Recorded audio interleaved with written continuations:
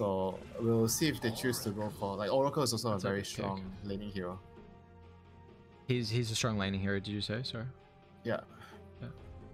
A lot of burst, a lot of kill potential. And I like the matchup versus Centaur. It kind of takes away the kill threat with the retaliate. And you have to wait for him to do the spell on you. Then you can cast your retaliate after. 10 seconds remaining. But otherwise, it's very annoying. They do get the nice matchup versus the Phoenix as well. So you can either engage or disengage with a Stampede, kind of take whatever fight and position you want to. Will this maybe we'll see EHOME go for, you know, the issue is you don't really want to pick a Faceless Void into the Wraith King though. So I was going to say, like, if can they go any crowd control, and there's the Silencer. We spoke about it in last draft, I believe, to deal with the Phoenix. So Lifestealer is still pretty damn good here for EHOME. Lifestealer against Wraith King, like Lifestealer is like kind of like the best pick here, I think, for the carry. I don't think they're gonna get it the last pick, so they should pick it here if they want it. Lifestealer plus Storm sounds good for the last two heroes. Are you worried about Storm not seeing his counterpart though? As in, like, who he's gonna lane mid? Yeah, a little. If you want a similar replacement, it will be a Puck. A Puck doesn't do as much as a Storm. If you want a secondary carry. Yeah, so they just want a way to kind of initiate the fights, which I guess they kind of have to Pango for. And it's also nice to create some havoc and protect the Phoenix Egg so far, but they don't really have a way to take towers as well. Sorry, for EHOME? Yeah, I guess the Lifestealer. If they have Lifestealer, yeah, Lifestealer would solve that problem if they pick it. I like the Storm a little more because it's easier to get to the Silencer compared to the Puck. I mean, they're both really good at finding the Silencer, but Storm can do it easier. Yeah, Storm's got the best jump in the game. Like, I don't think anyone beats him mobility-wise and being able to find catch. Spectre? That is true. Okay. Yep. Yeah, alright. That's kind of cheating. Yeah, well, you know, it's kind of true though. So, well, it is true. So we'll... No, okay, I do agree there. Well, I'll take that. Yep. Spectre is a hell of a hero with that jump. Is there any other matchup that would fit then, than the Lifestealer? I'm just trying to think on. Alrighty. Oh, Oracle Huskar, yeah. Yep. There you go. This is one of his favorite hero. Nothing to say. Loves playing this hero. Love me some good cheese. Can never say no. So, I mean, and do they deal with the Huskar this game though? That's the thing. Like, looks like a pretty good pick so far. They could. I mean, I think in theory they should be able to find a hero that can do well in the lane against the Huskar. There is, I mean, Lina is pretty decent. I think Lina is a bit of a trap. That hero feels. I agree. Yeah, I think Lina is good against a Huskar, but that hero just doesn't seem to win games, and I don't know what it is. Because the hero is too much of a glass cannon. He dies too easily. Even if you're like 10-0, one stun you're dead. You know, weak hero. Low armor, low move speed without the buffs, low HP. I like the Lycan battle. It's a Sylar classic and it kind of allows them to have a way to take objectives like group with the Huskar. Oh, go Bristleback then. Bristleback and push. I kind of feel Bristleback could work. We don't see many position on Bristlebacks anymore, do we? Even just in that here. Maybe in pubs, but not really much in professional games. Yeah. I mean, I think you used to see from TNC when they would pick a win condition hero mid, like an Elk. Yep. Alchemist mid, and then their carry would be like some Bristleback. I think that works really well. I know Liquid liked it a lot as well. Yeah, you need to really pick it with an idea with how you are running the draft, you know. Otherwise, you can't just pick Bristleback carry because you want to. Just pick a hero for the sake of it because you like playing the hero. You gotta have kind of the draft outlook on how it's gonna fit in and. Radiant team pick. Ooh, that's an interesting ban to me. I thought the Huskar matchup is really good versus the OD. I thought Huskar beats OD. Yeah, too. Yeah. I'm very intrigued. He's a Huskar spammer, so he knows. Yeah, I definitely. Don't know. Yeah. Troll. Great laner. I guess that's why they protect the troll with the OD. I'm not entirely sure, but maybe. Could be. Because Troll and Oracle is a very, very strong lane. Oh, this is a... I remember this matchup is actually playable because you need to take 1 point in your queue early so you can push him away and disarm him when he tries to go on you. The matchup is actually not that bad for the Huskar. I remember watching this matchup before. I feel like they're gonna lack damage on Ocean going to a Huskar troll. Like I don't know how they're But gonna the kill Razor- these. Yeah, but the Razor counters Troll too, like with the damage drain. You know? He's really good against both the Cause, the Huskar, and the Troll. Is he gonna be able to right click? That's the thing with the evade. Like Huskar's gonna have Yes, double it's- disarm and troll as well with this evasion. Well, that's gonna be up to his supports, you know, the Centaur, the Silencer, to set up the fights for him. I mean, Wraith King is like a pretty good front line as well for the Razor to dish out damage. Interesting. They do have. I'm just taking. I mean, we saw the Phoenix egg last game. We're just taking a look at how they're actually able to kind of deal with it this game as well. Which Zinq had quite a performance even going into that lifestealer matchup and the Shadow Fiend, which are pretty decent. But we'll see Last how. word, Global Silence. Those are their tools. So and it's also going to be the Silencer versus the Phoenix in the lane, which is nice because you want the Oracle versus the Centaur. So I think the Silencer in the lane matchup's really good. But is there anyone you give an edge to so far in this second game, or EHOME being able to take the series a clean 2-0, or will we see this go to a game 3? I feel like EHOME is like a lot better than their opponents. That's the problem, you know. Like I can look at the draft and think that Daya has a better draft, but based on what I see from the last game, they got completely outskilled in the lane. So I'm quite worried that they're just gonna get rolled over in the lanes again. You know, doesn't matter if I like their draft more. But this time I feel like I like the Radiant draft more, like EHOME's draft. Yeah, sometimes it's mainly because of the Phoenix. Yeah, the Phoenix and Pango. I think these two are the key heroes that feel like they win a lot of games because of these two. The way they provide in team fight. that toss to find the stun. Nothing to say was in a really good spot to be able to pop that smoke there. So they're not going to be able to find a kill. That is a hefty rotation. So might allow. And the worst case is like he just skill his inner fire early. You know, he's gonna need it anyway against the Razor. Yeah, that pushback. What's the range on it? 500 radiant. You mean the distance? Yeah, the distance. Yeah. It's like 100. I think 100 or 100. It's like it's a short distance, but I think it's enough for him to get away from the chain, the link. Yeah, it seems like it slows afterwards. It doesn't say it does, but It's like the deafening blast. Like you get you get stuck for a bit. Like you don't move. Yeah, it feels awkward with that movement. Yeah. So with that should be plenty. I've always wondered against a Razor matchup, the movement high speed is very nice to be able to get away from the static link, of course, but how much emphasis is, a lot of people are buying that Wraith Band early, the Bracer early, just because the stats, instead of going for that early boots to be able to get away from the Razor? Like, what's the choice there? If you are a range hero, I think the move speed doesn't matter so much since you can stay behind and last hit, so you get stats. But if you're a melee hero, maybe you would consider getting, move speed to just run away.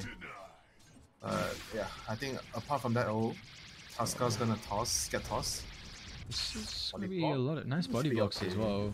He Fame's taking a lot of damage too. But he actually took the passive instead of the inner fire. They also got the D-ward there mid, which is nice. So.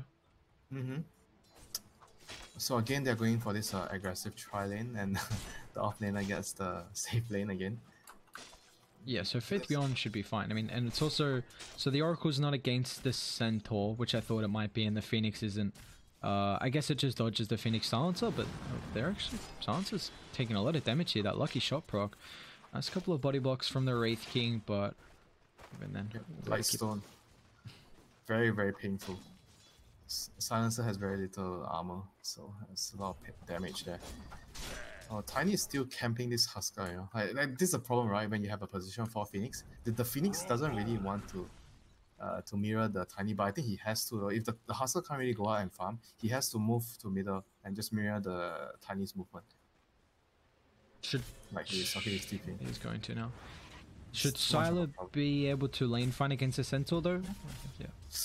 He should be because he already has an advantage. But okay, maybe not. They are quite even in CS. Yeah, and it looks like he's still got a wave and a half, pretty much, actually pretty much 2 with the double range. So looks like Centaur should be able to do Centaur relatively will be happier in this lane. I think he will be able to do very well. And Yeah. mid lane, see They're the gonna dive, dive. yeah. I mean, this is a hard kill with a static link. They are stacking up the burning spears. Oh, It's the got him. second point. He Is got that the fire enough? spears as well. It might be forced to pop the salve just to get a little bit of health back, but Wow. He just actually survives. He knew. So we're seeing a lot of emphasis mid ZQ with that rotation. We saw it last game as well. Nothing to say is got to be careful. He's taken a boatload of damage here from the Razor, even without that static link. So we are seeing a lot of emphasis on the mid lane. I mean, there's the Husker into the Razor. Yeah, it's so bad to play against any of these heroes. Like Husker being that lane dominating hero, so is the Razor. So it's kind of intriguing to see these two kind of annoying laners go toe to toe. Annoying laners. Haven't you lane against Viper? Oh, I mean, that's true. Viper's probably going to be on top, but you know, still these heroes are. If you're going to put them in a category, like they're not some fun laners to play against. At least heroes in the lane. Bad Rider, Venomancer, Viper. Yeah, any little damage, any damage over time in the lane is just not fun. So I'm intrigued on Faith Beyond's kind of item build once again. Yeah, static link. It's also that second point now with an extra in the plasma field, so it's going to be a lot of damage here. He does already have the brazier and bracer, so it looks like nothing to say. We fine. I mean, they're going to be, I think, level. I wonder. I'm still intrigued on how nothing to say. Like if he does pick up that point in the infire, like you were saying, but you know, once you get that extra level on the burning spears, the damage is really going to start to stack up because Oscar's just kind of turning around and make sure, even with that damage, he's just getting the stacks to come through. So they're trading out relatively well, but everyone's forcing a lot of regen at this mid lane. And here comes the Tiny again. This is like volume number 3. Tiny gank. Oh, snag the regen. That's nice. Didn't really need It's it, but very, very nice. and he's It's a big in an kill. awkward spot. So far, a lot of emphasis on this mid lane. It looks like all the side lanes are going even. So I guess this is what you wanted from, you know, last game, EHOME kind of won all 3 of the lanes. It looks like they're being able to trade a majority of them. You know, Centaur and Troll are both going to farm. Looks like bot as well. And they're not. Maybe they can find the silencer if they can get aggressive. Again, if Faith Beyond wants to kind of go for the Javelin, he's got 600 gold, but we don't really see that build anymore. Zinq will get aggressive down, so should be able to find first blood here. We saw last game what Zinq's able to do. He's going to be able to set up. That's right before the bounties, which is nice. You already see EHOME trying to man fight down to this bottom side, so they should be able to at least secure a 1-1 trade down bot. We'll see who can get the top ones, but he's going to be able to wrap around.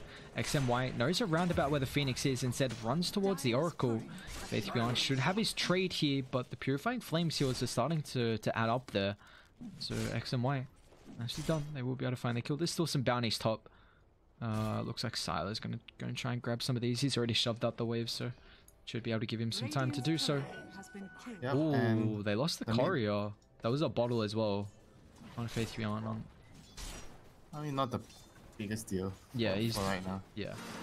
Let's see the usual mid fight. What? 5 minutes. Wraith King taking a lot of damage. The 2 points of the Purifying Flame is enough. They're gonna bring it down. Ola, nicely done. Ola.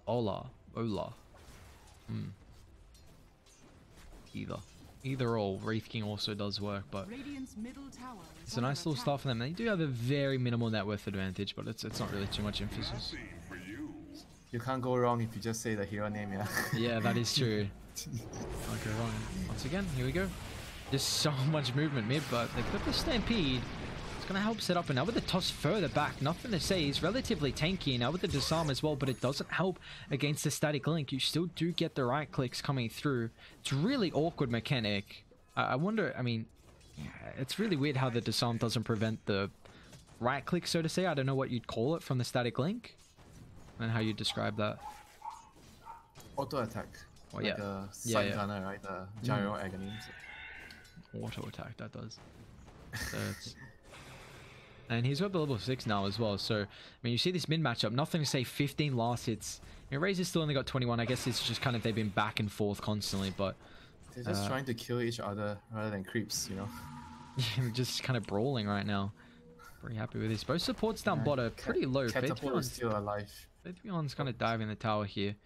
Looks like he'll go up to the northern side, so we'll be able to TP her back, but unfortunately now is able to pick up his bottle, so there we go. Give some nice little experience over to White, but the lane is shoved out, unfortunately, so Fame's actually also going to scout him. Oh no, not the courier, please. Oh. Tried to protect her, but he just couldn't. He already used the Fate's Edict, so even then. Sylar's going to go the Diffusal Blade as well. Interesting. I've kind of seen Sylar really does like the Diffusal into, I imagine, BKB instead of... Yes, Wraith King. You kind of want the... Yeah. You mean Diffusal Manta? You prefer Diffusal Manta? Yeah. If Diffusal Manta, if you want to fight early, Diffusal BKB. Yeah, I do like that in that regard. The Manta is actually pretty useful as well for the global. I guess he doesn't really... Would you go BKB this game, or you feel pretty content with just Manta? No, I think you need BKB. I think Diffusal BKB will allow you to fight. Like, even with the Manta, I don't think you can actually fight because there's too many stuns, you know. Yep.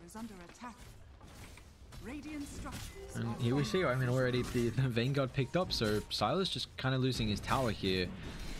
The Retaliate, this is bound to just fall early, and now this is going to allow Centaur to kind of leave his lane and maybe put pressure on bot if he does get that tower at a decent timing. I wonder if the troll... You see? There's a lot of skellies here. Fame's even going to be able to help out. I mean, he does get the Swashbuckle, but it sets up for the silence now. So Faith Beyond just kind of has to hope and pray for a couple of lucky shot procs. They will turn it on the Wraith King, but he's got the ultimate. And now Oracle might just be the next target here. Fame, he doesn't have any abilities to play around with, but luckily enough, the Wraith King has the Wraith Fire Blast. So we'll be able to find this stun to grant the second kill. Also continue the threat onto the tower for a little bit if they would like to as well. Look at the emphasis mid with nothing to say. Oh my lord. Well, 4 points up in the static link. With the ulti. A lot of damage here. Faith Beyond's going to say, I'll soak up that. Don't worry, I'll take some golden experience from you, buddy. And Silencer has a cool +6 intelligence. 9 minutes in. That extra mana. 2000 IQ. He is big brain, but take a look at the observer wards mid. They have a lot of emphasis on die, kind of like a triangle just setting up, and a lot of pressure they want to try and put on the Huskar, because when this hero catching up does not farm very fast at all. He might start to struggle this game. Is this where you, as a Huskar to catch up, you just kind of put him in the jungle, because you can't really set him in to finding kills, I feel, right now? Because they lack a lot of lockdown to be able to enable. If he has the jungle, it's really bad though. But this is the consequences of not... You don't have the last pick, you don't see your matchup, but you still pick Huskar, you know? Yeah, he's struggling so far. I mean, that last pick, being able to kind of win out this mid lane, and Ocean, they've done a much better start than we saw in game 1. Being able to, you know, not lose all 3 of their lanes, and you see where they're able to go from there. I mean, that's the starting point. So much emphasis on these lanes, and there's a haste on the Razor, but I think that's a hard dive from Sylar. Tier 2 tower to be able to TP to. I mean, right now the Huskar has to spend a long time, you know, I think, for the next couple of minutes to try to farm and catch up. And it's going to be up to Faith Beyond on the Pango to try to get something done with the Rolling Thunder, plus the egg on the Phoenix. That's a pretty sizable team fight with 2 spells. And the Oracle has to look to cast the Fortune's End on himself during the team fight, so he can remove the global. That's gonna be a clutch play if he can do that, so he can cast his ulti during global silence. Yeah, it's gonna be difficult. Do you go for a dispel item to be able to enable that, like a Yules, or no? I mean, it's gonna be nice if you can get a mech, you know, the Greaves, Guardian Greaves. Yeah. But before you get that, you have to just rely on casting the Purge on yourself, the Fortune's End. You have to anticipate it. Oh, okay, yep, sure. That's gonna be just charge it up, sit on the backline, just continue charging, and just hope it comes through. It happened before during a tournament. I think it was LGD. Yeah. Some time ago, it was X Nova. He had a storm, so it was easy. His storm was rolling in, so he predicted the enemy would global for the storm, so he just cast it on himself and waited. Yeah, there you go. I mean, that's quite a next level play. I mean, these players, being able to, kind of predict that and work it out. I mean, it's so incredibly important to stop that big kind of lockdown there. Oh, there you go. They'll finally observe it. Oh, get the gold. I still wait. Oh, you still get it? Yeah, you still get it. Oh, it's based on who has the. So they check. Yeah, so I thought it was still if the creeps got it, you didn't. I remember when they changed it with who dropped the sentry, they got the gold, but I thought the creeps still took the gold away. Well, right, there you go. So, I mean, Sila's getting a lot of farm here at this top side. I mean, trading with the centaur, but I mean, you see he's going to be very close to what a diffusal is. Would you say kind of EHOME, the diffusal BKB from Radiant is really they want to get active here? Yeah, first timing diffusal BKB, I would say, and I think the Pango could get a Vlads to help the troll out. I think that would be great. Yeah, I mean, I'm not sure what he wants here, but I think Vlads is a pretty good option here. Yeah, they're gonna need a way to be able to kind of buff up these heroes. On the troll and Husker, they're both incredibly nice. Because Dire are gonna start walking at them, and they don't really have, and none of the fours are really able to go for any utility as well. But yeah, they're gonna need the supports to get the 4 stuff at mid lane. We see the Pango coming in for a roll. They're gonna smoke up down bot, but I think they're a bit late here. With the egg, Global Silence prevents that. Stampede committed nice as well, so a couple of ultimates. Really good global. One ultimate for 2 worth. They're gonna smoke up as well, but they're on the higher ground. Wraith King has the reincarnation. Dire, they've got a nice vision advantage in the meantime, but Faith Beyond able to get the swashbuckle down to the low ground, so he'll be safe and sound, and I'll continue the onslaught. It's back and forth on top of the cliffs here. Faith Beyond still has to be careful. A toss away, able to keep the Wraith King first life alive here, but Sila's going to use his space to be able to just shove out top. He's got the Fusel now. I guess they don't have movements, any information, so they're kind of maybe a little afraid if they do TP to defend it. But would you rather just trade mid though if you're Ocean, or I guess it's hard into the Husker unless they kind of. They don't have global though, so I think it's a bit difficult. Yep. Right now, they need to wait for global. And the Wraith King has 2.5k in the bank because he's buying Radiant, so it's not a very good timing to force a fight. Yeah, we saw that game earlier where the Wraith King wasn't able to have that good of a game and had to go for the armlet, but this game it looks like the Wraith King's had a lot more space. He's a fair bit behind on levels though. I guess this is, that Siler has been solo. Yeah, he's solo lane, that's why. Right now, not sure if these 2 heroes here can accomplish much. I think they have to be very careful. They don't really want to fight the Centaur because the Wraith King just wants to hit creeps, finish his Radiance. I like that Troll is getting aggressive. I mean, he's got this item. The Wraith King has a bunch of net worth that's useless. Right now, like the strongest hero on the map. Global's going to be up in 25. It's a little late though, so they can continue the fight. Nothing to say is taking a lot of damage though. Still able to play around with the armor, and also the fact that you've got the Oracle, and Dire don't have the greatest way to get onto the Oracle. That's a thing. So Wise should have a pretty good game to be able to always get the abilities off. Rosh is going to be open now, so the Pango almost has his Vlads. That's going to be huge, like a very strong timing right now with the Vlads, Diffusal on Troll. And the Troll is probably thinking about whether he should go, but it's Sylar. I think he's going to go BKB. He's a very safe player. He's not going to try something risky. Yeah, I mean, if he throws away that kind of BKB timing, this game could just, if they lose map control, it might be difficult for him to be able to find the net worth, to be able to then get that BKB afterwards. Yep, and the Phoenix is also getting Eels to help deal with the global silence. What do you like to skill build on Phoenix? I'm intrigued. Do you, the Sunray points, like is it a 3-4 and then back into the Sunray, or top? Actually, hang on a second, I'll find why. I'm gonna try and TP out actually. Fame, oh, I lost little smack.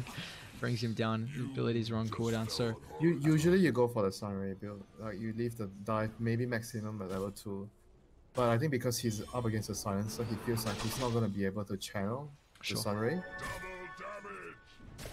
Yeah. Okay. I was gonna say because the Phoenix dive doesn't really scale as well as what just it the says. cooldown. The cooldown is like negligible. Movement slow is also negligible. It's more about a positioning tool for you to cast your egg. Yep. Yeah, the maneuverability is super nice, but in the meantime, I mean, they're still giving some decent space to the Wraith King right now. He has the Sacred Relic completed. about 700 gold in the bank now in a couple of seconds here. So they are doing a good job at still allowing him to find the farm. Maybe if Radiant want to, I'm trying to see how close they are to the next items. I mean, nothing to say, still going for the Halberd's going to be the next item here. I mean, that item has so much value on the Huskar.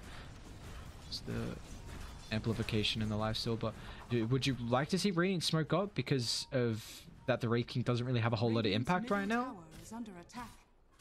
The troll feels like he wants to finish his BKB. Oh, he needs to get out right now.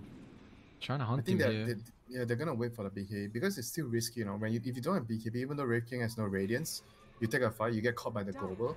The troll is just gonna die. They got the blink as well on Fame, so they tried to make something happen here. They have a smoke to go down bot. They do as well, but you take a look at the Radiant Vision. So this down bot, does this just mean they want to try and control the jungle and, you know, prevent Dire from infiltrating around kind of the bottom outpost area? Yeah, most likely. But I feel like they need to play around here because they want to secure the Roshan. They have a T1 to TP to Wraith King. Oh, they need to help him. He doesn't want to die. Doing a lot of damage here, so they'll lose the reincarnation. Radiant got a nice ward on the higher ground as well. Yeah, it looks like Razor doesn't have a lot of mana to really show up to this fight though, so Dire, they're just going to back off, and Radiant, they will see this, so they should feel pretty happy with being able to take the tier 1 tower. So nice little it's a good move by Dire, because the Red King, he doesn't want to fight without his Radiance, and he doesn't have ulti right now, so going for a trade is the much more sensible option here, trying to get the mid tower.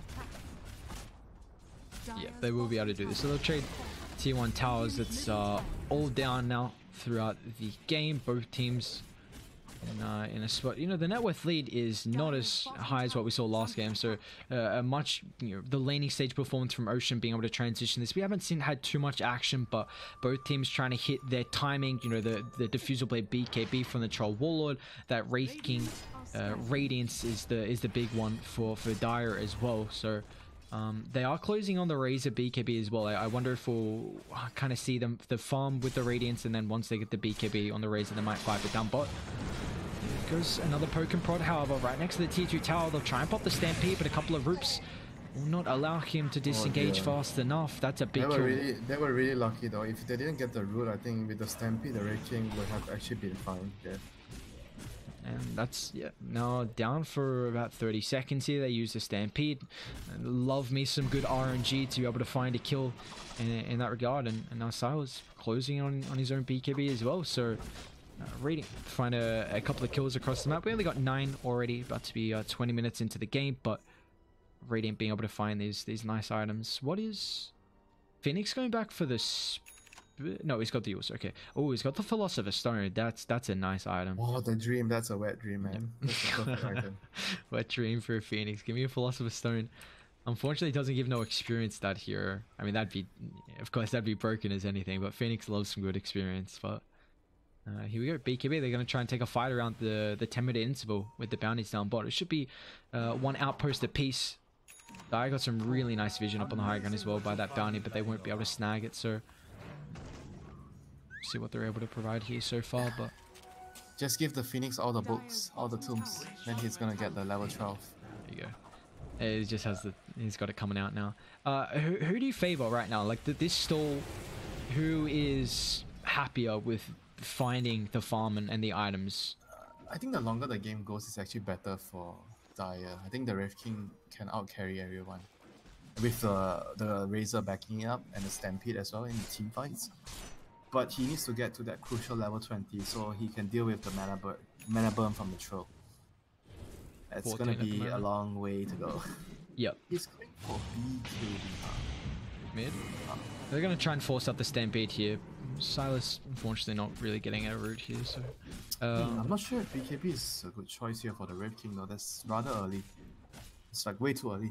Getting a BKB too early is actually really detrimental. I feel like it's difficult to work around with though, because games are ending fast, so you don't want to go for an item and then not have BKB, but then it's awkward because if you don't have it later on, it's just the 5-second timing on it. So I get what you mean though, because of how early it is. I'd rather he buy a blink first before he goes BKB. They're gonna walk in. Centaur scouts him out. The stun's just on Sylar here. They're even going to be able to steal the damage down with the BKB. Toss up in the air. They've got the global, but a BKB pop from Sylar. He's stolen all the damage, so Troll's going to have no impact this fight. And EHOME, they get the false promise up onto the Huskar here. Still trying to man fight. Outputting a lot of damage right now, and they're going to force to disengage here. Wraith King. Reinitiation. Huskar has got the light break. It's a lot of damage, but still the reincarnation. They're going to try and turn around here. That damage is about to wear off, but Troll just doesn't have the health really to come up back to the fight here. They do pop the reincarnation.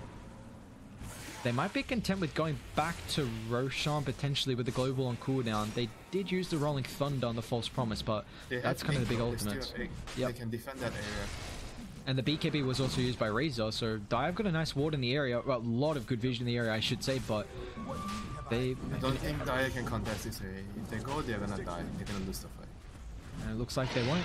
Huskar claims the Aegis, and they can continue on. Yeah, Silencer to no man's land right now. I mean, that's not a spot you can be.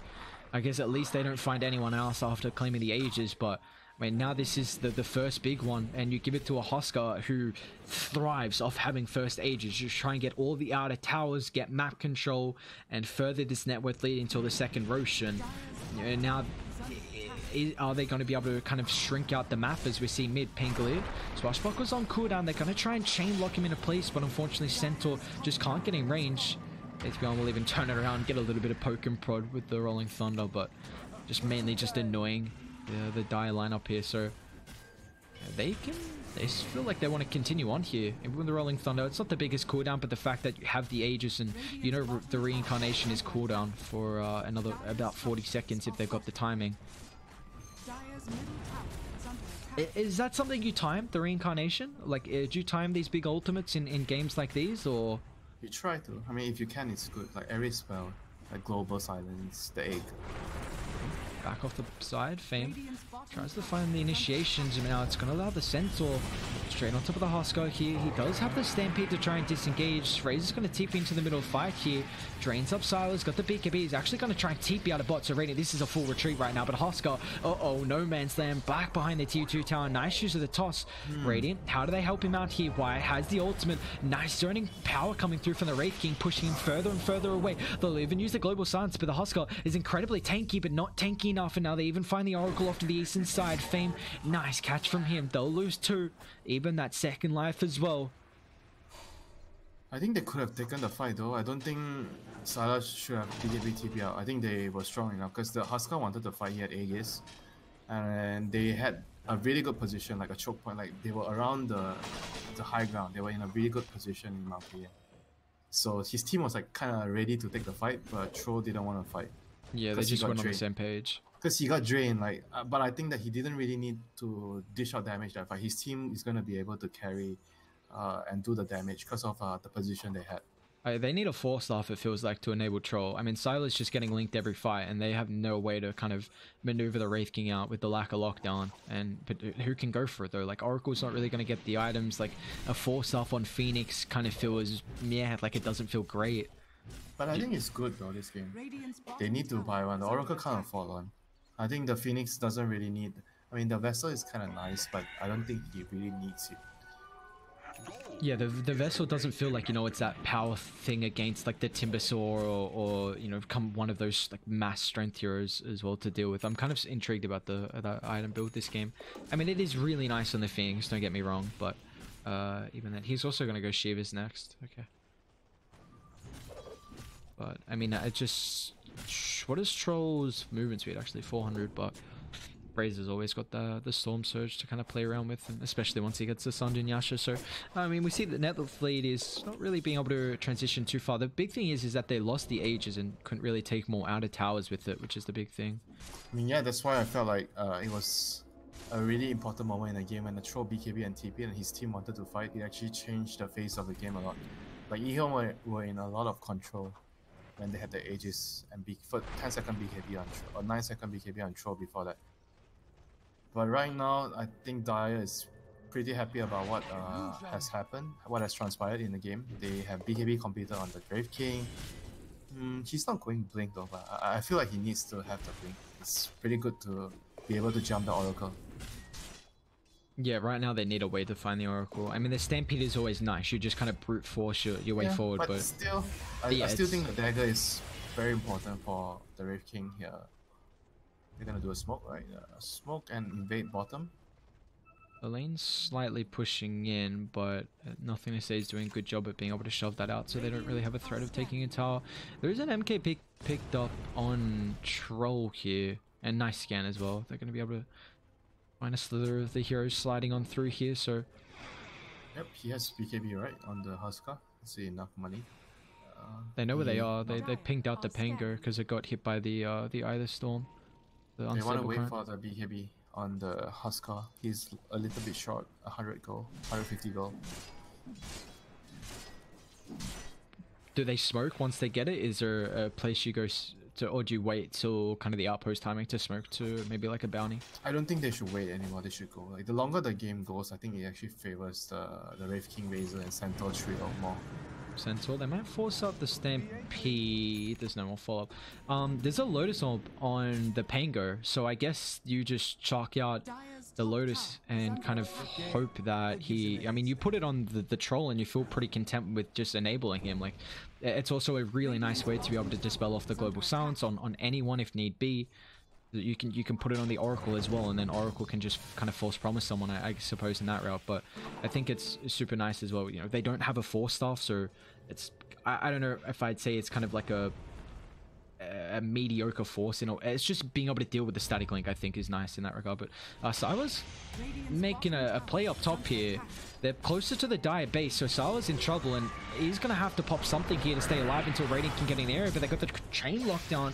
Doesn't get the BKB off fast enough, so Syla's taking way too much damage. They're stealing all of it in the meantime, but the false promise. Global Sun's going to come through, but it's not going to matter now with the egg as well. A couple of BKBs will try and do it with the Phoenix egg. They will be successful, but they don't have the life. Razor's going to get chased down with the Stampede as well. Back inside the base, you see the Rolling Thunder. Faith Gun do an incredible job at forcing them further and further away from the key heroes on EHOME. It's a triple kill from Syla. They do lose 2, but you see what EHOME get out of that engagement.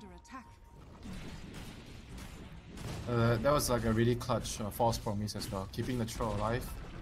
And he just bought enough time for the whole team to arrive, and that was it. And the Wraith King, like I said, he can't really dish out a lot of damage if he doesn't have the blink, you know, he can't get close. Like sure, he has that BKB, right? He BKBs, but he can't kill anyone fast enough. The fact that they got their abilities off before the global was so important. We saw the egg, the false promise. That was just a little bit too late, unfortunately, and it kind of turned the fight. They knew that big false promise, like you said, and now, Wraith King. I'll deal with the first life. They forced that Razor buyback. I think, can they disengage though? Nothing to say. He's got a BKB. TP straight away out. I think they have the damage to kill him. What about the rest of the team though? They should be fine, so. And there we go. Radiant will be able to disengage here. Outposts, so if Radiant can get both the outposts, this is like a big win for them. They might. The Husker to TP out. They're beelining to bot. They want to take this fight here. There are a couple things on cooldown. At the meantime, they got a nice ward on the high ground too, but Radiant got some vision, and they know the Wraith King reincarnations on cooldown. They're going to be careful here. They'll bring him dead for 70 seconds. And now the Centaur as well. He's got the Stampede, but Syla, can they get a couple more roots coming through as well? They'll lock him in place. They bring him down. Now the Silence is the next target. Tyre, that's not the fight you want to take there. Faith Beyond might be able to find another. They've got the vision feint. No, blink away, but he can follow up the Rolling Thunder. Oh, is he on top of him? What? He got it right. Oh, he fight. There's a slither of vision there. All right, they've got him. He's got the yours. It's not going to matter. Toss away. Oh, this is a little awkward, but Faith Beyond, that swashbuckle, cleans up the life there. So 4 dead on Ocean. Oh, that was very awkward there, because the Razor didn't even bother to TP in. I mean, sure, the Wraith King ran up the ramp with 3 seconds on cooldown for the reincarnation. And they didn't have global as well, so yeah, they just couldn't protect him. They were just trying to force the fight too much because they wanted to get something out of the buybacks. I mean, their base is going to be in shambles now. Catapult in mid, Troll just mass sieges these objectives, and this could just be 2 full sets, it looks like. I mean, Razor brought back to try and hold this before. Are they going to try and go top? I mean, Roche is up in a minute 40. Looks like Huskar's positioning aggressive. There's a Desolator on the Pangolier. Wow, And then you take a look at now, I mean, they've got a great advantage. They're going to try and get straight on top of the Oracle, but nice protection coming through. They need to know how important the Oracle is to the key lineup right now from EHOME. So they'll bring down the Wraith King, has the BKB, the level 20 talent as well with the bash. It just stops any disengage to Phoenix Egg as well. They just can't deal with this hero time and time again. XinQ, these eggs are being able to get off through each of these games and now nothing to say. He wants to continue the dive. They've got the false promise just in case he needs a global will come through, but Huskar just doesn't care. At least mask the retreat. But this is Mega Gaming. It's Mega Creeps they have to go up against in this second game in the best of 3 in EHOME. They're looking to close it out straight on top of the Razor here. They do get the disarm here, but a Lotus Orb just gives him more protection. Taking a decent amount of damage, but still... Oh, double edge? Okay, why? That was a lot of damage with the double edge. They don't bring him down, but you see the objectives end up falling in Wraithkin without a buyback. They'll turn their attention to the Centaur. 3 down on Dire. And without enough of the cause, EHOME, they're going to be able to take this game a clean 2-0 from them in the best of 3. Silent wants another kill with the Abyssal Blade onto the Razor, and the G's are dropped. So EHOME, a 2-0 of Ocean, and just like that, 32 minutes in, they're going to be able to take the series. GG. GG indeed. I mean, just we saw that first Roche that they were able to get a little bit of map control, but a couple of movements from Ocean, you know, they allowed Radiant to get the key ultimates off on those fights. And the dagger though, the lacking of the dagger is like, for me, one of the very big problems that I see. They can't really jump the Oracle, and there was this like the Roshan fight, he was able to cast a Purge on himself. That's why he was able to save the Huskar during Global Silence. But the main issue is like they couldn't really get to the backline, to the Phoenix and the Oracle. Those two heroes are the big issue they had in the team fights. If you don't get the Oracle, you can't kill the Huskar in front, or the Troll.